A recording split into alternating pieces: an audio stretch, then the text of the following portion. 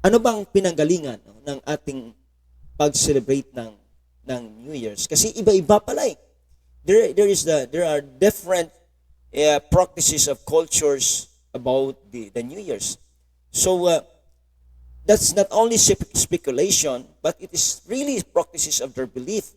And it was adapted po sa ngayon for this modern celebration. Hello everyone again. This is your story Ronnie Harobel. And if di pa kayo nakapag-subscribe sa aking channel, please subscribe and please click the notification bell for the new upload video po. And huwag kaligtaan din po mag-like at mag-comment sa comment section para po malaman ko kung ano po inyong komentaryo po sa aking video. But anyway, it's a New Year's Day. It is a beginning. It is a new day, new start, or magre-restart na naman po tayo sa ating gagawin sa ating buhay. And goodbye 2025. All right. Wow. And thank you for all the blessings that the Lord given us sa mga lahat na kanyang patnubay sa ating buhay. Pero ngayon, nagkaroon po ako ng interesado, nagka-interest or nagkaroon po talaga ng kaisipan how it is really started the story of the word New Year. Right? Saan ba ito nanggaling? Where did it started the New Year? So we're gonna share this story to you in my own little knowledge, and I hope you will listen to me, and we will discuss this. Maybe this is a month that we're gonna upload, or I tried all my best, all the activities or the cultures of every nations, every religious group, every people are we're trying to expose, we're trying to share the story about the very important New Year's, because almost the whole world celebrating the the New Year's Day, but not all, because some other religious group or some other belief or some other countries are not celebrating a New Year. Right? Just like us, that January 1, December 31, then the 12 midnight, and we're counting then pagpasok mo doon, ang January 1, then we are celebrating, we are rejoicing for the goodness of the Lord. But I know this is not it is different activities, it is the different practices about the word New Year's. So I'm really interested today because if you look this now, we will discuss this, because the New Year's history we're gonna talk about is a story of the New Year's history. So it began around 2000 before Christ, okay, or 2000 BC in Mesopotamia with spring equinox celebrations. So medyo malalim pong tradisyon na yan. But the tradition of January first started with the Romans in 153 before Christ. So doon pala nag-umpisa ang celebration ng New Year sa panahon ng I think this is a Roman Empire. Nung ang Roman ay naging magiting po sa pamagitan po ni Alexander the Great. So ito po ay na-formalize by Julius Caesar in 46 before Christ.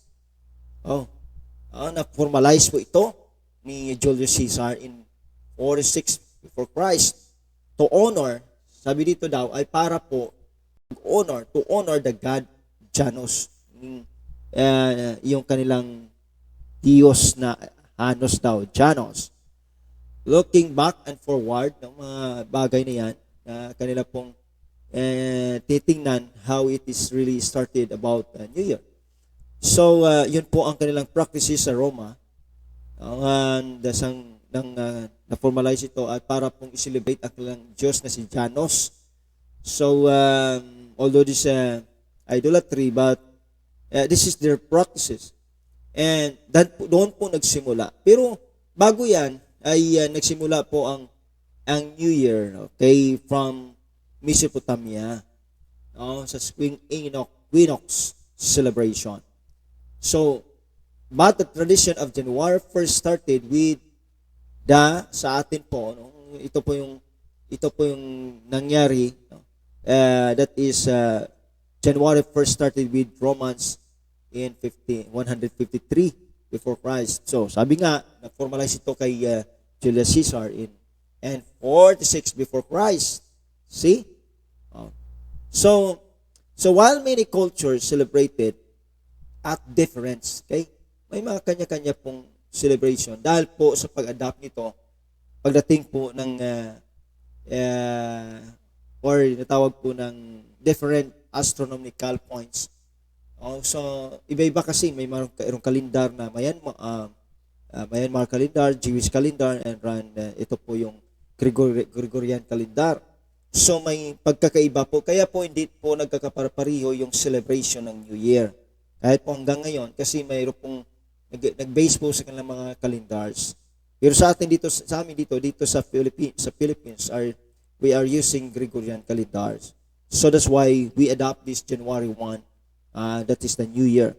Well, that's why na-stabilize po yung Gregorian calendars, that adoption in 1582. Spread the January 1st date globally. Okay? Globally pala yan.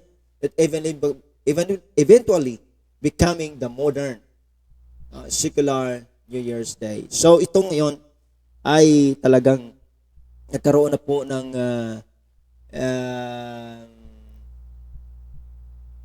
malaking celebrations sa buong mundo pagdating po dito sa New Year's. So marami pong nag-celebrate, marami pong talagang na-adapt na po nila ito dahil po sa Gregorian calendars.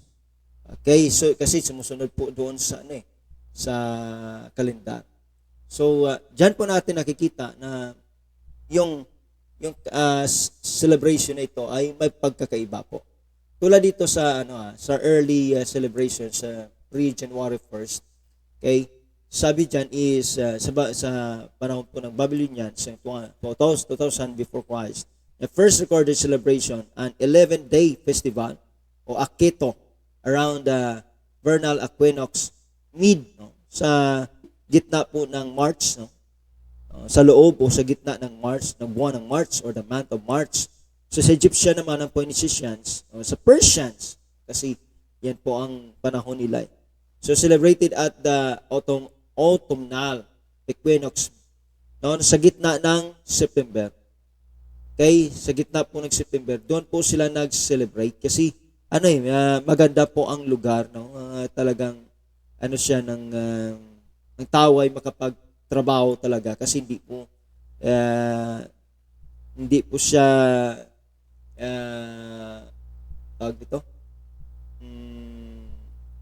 malamig o parang natural na panahon. Okay, so ganun po ang Greeks po ay ang Grego naman ay nag-celebrate, They celebrated at the winter. Sa winter naman sila sa gitna ng December. Doon sila sa gitna ng December. In the middle of the month of December. So sa early Romans naman noon started the year of March on March 1st. So the first March in the 10-month calendar. Alam niyo ba kasi ang kalendar noon ay parang nagbe-base yata siguro dito sa sa Israel. Kasi ang month niya ang March is, I think that is the first month of the year yata yan . So kaya i-take up natin yan. Ating study yan sa Jewish calendar sa kanila noong panahon na yon. Okay, noong panahon na yon. Kasi iba na ngayon . Kaya sabi nga ang kalendar natin ngayon ay sa Gregorian calendar ay ito po'y nabuo ng 1582. 1582. Okay, so kaya malayo po siya na talaga nakita natin kung paano po nag-celebrate. So I really I am so interesting no sa pagdating po dito sa New Year's. So ang tao po talaga ay nag-celebrate ng New Year's, no? Everybody celebrated the New Year's. So atin po siyang bigyan po ng medyo istoryang ano bang pinanggalingan no, ng ating pag-celebrate ng New Year's. Kasi iba-iba pala eh. There are different practices of cultures about the New Year's. So that's not only speculation, but it is really practices of their belief. And it was adapted po sa ngayon for this modern celebration. Kaya kung makita natin, grabe yung paputok dyan. No? Ating i-discuss yan. No? Ang mga ganyang case about the New Year's. Okay? That's the story that we are gonna talk today. And really surprising of these New Year's. And I know I also celebrating New Year's, but it's not just like them that they are celebrating their New Year's. So every cultures, every country, every religious, every people are not the same practices about the New Year's and not the same day, not the same month. So we will discuss this because I'm so interesting about the New Year's. Well, because it's 2026 right now, the first day and first of the year of 2026. So I'm really interesting of this story. So I hope you will join me to discuss for the next video that we're gonna talk about this, because if you'll rely this on the Roman chef to January 1st, the 153 BC, the Roman Republic officially set January 1st as the start of the year for administrative purposes. So nagbago po eh. Diba? Nagbago. Diba? Sabi doon is March, sa gitna ng March. Okay, ang early Romans noon. Or sa first months po ng in the third 10-month calendar. Kasi iba kasi doon ang kalendar. Ngayon, ito naman ang kalendar ngayon ay simply I don't know what is really. Aking papag-aralan itong storyang ito para ma-share ko rin po sa inyo.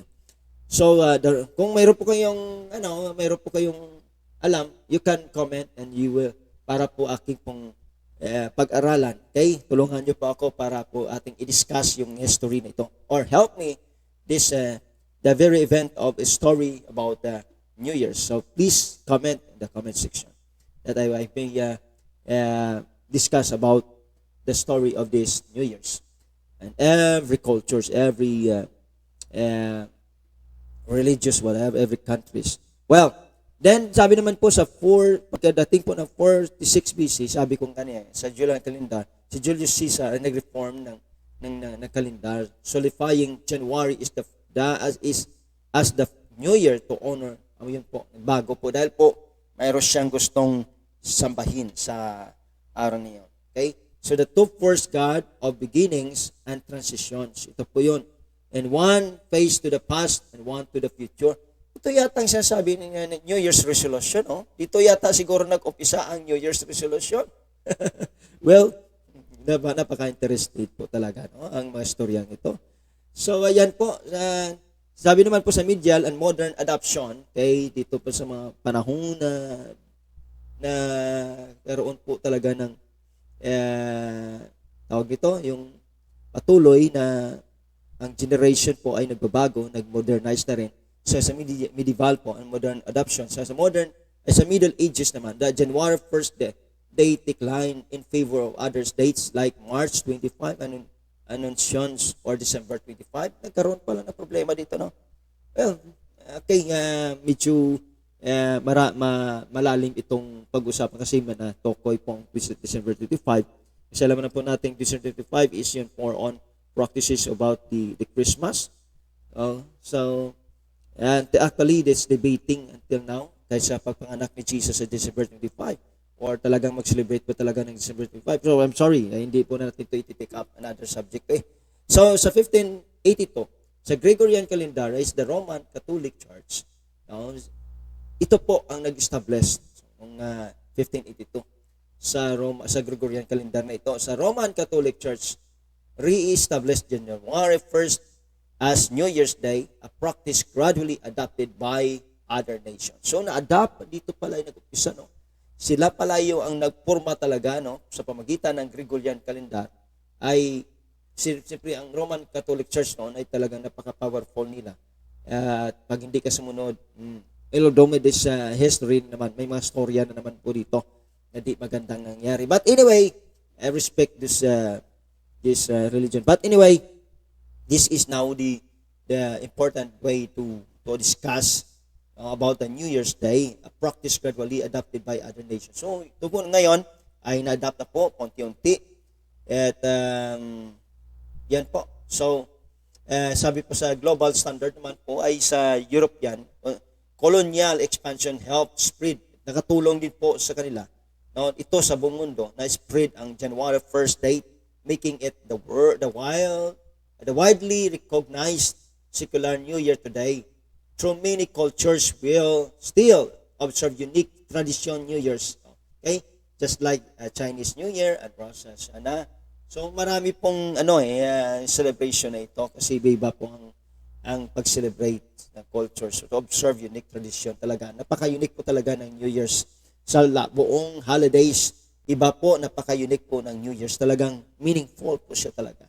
Kaya nabigyan ito ng malalim at interesting po talaga. Kaya po it was really colonizing na nakaroon po sa tulad po ng Europe niya, no? Well, and next time po ating pong palaliman po itong New Year's. So i-discuss natin ang bawat celebration, okay, cultures na practices ng bawat countries, religious, or kahit po sa bawat paniniwala or belief. So anyway, maraming salamat po at hanggang dito na lang po tayo. At naway may napulot po kayong istorya ngayon about New Year's. Napaka-interesting po talaga ito, no? Kasi marami nalulungkot sa New Year's kapag hindi kasama ang mga pamilya, mahal sa buhay. I don't know. For me, it's not. I really believe, but for me, I always keep in my heart that Jesus is always there by my side. So, iba naman kasing sa akin Pag New Year's talaga, pag nagko-close before mag-closing yan, ang oras na yon ay kailangan kong manalangin. I want to thank the Lord. I want to appreciate the goodness of the Lord. I want to express, I want to worship, I want to pray to Him. I want to give Him praise. All the I receive bad things or good things that the importance for me is I have Jesus Christ in my life. So that's with my household, my family. So thank you for this blessing. Anyway, maraming salamat po talaga sa ginawa ng Diyos sa ating buhay. Well, dito na lang po tayo. Mahaba na po ang aking istorya. Ating pupag-usapan ang New Year's. This is the story of the New Year's in every culture and every belief in every religious. Okay? So, again, this is Share Your Story, Ronnie Harbel. And please don't forget to subscribe to my channel for another upload we're going to talk about. Okay? Just share your story. And like and comment whatever the uploaded video that I may understand. Yeah. And supporting one another. So, thank you so much for your support and loving me, and take care for my channel. Thank you so much. Bless you all. In the name of Jesus Christ. Share your story, Ronnie Harbel. Bye-bye. See you again the next upload. Yeah.